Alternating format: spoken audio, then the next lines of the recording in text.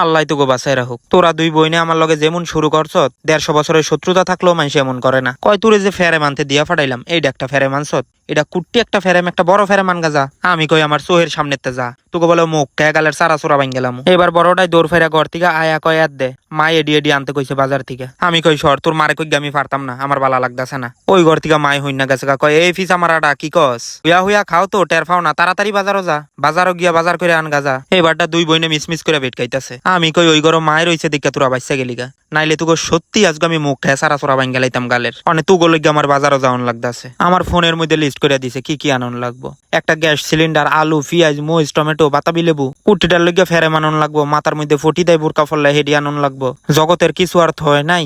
আমার বইনেরা যেমন শুরু করে দিছে, আমার আর শত্রুর দরকার নাই। আল্লাহর কাছে দোয়া করি অগ জিনিস আনতে আনতে আর বাজার করতে করতে যেন আল্লাহ আমারে মউত করে, নাইলে আমনেরাই কোন একটা মানুষের কত জ্বালাইতে পারে। এখন ওরা যদি ফেরমের কথা না কইতো, আমার মার মন উঠতো বাজারে যাওয়ার কথা, আমার আব্বাই গিয়ে বাজারটা করে আনতো। মাঝে মাঝে আল্লাহরে কই, আল্লাহ গো এডি রাত্রিকে আমারে তুমি তুইলা নাও। আবার চিন্তা করি 72 কেজি ওজন আজরাইলে তুইলা নিব কেমনে। আল্লাহ গো আমার জানডারে কবজ কইরা লইয়া যাও গা, তাও বালা।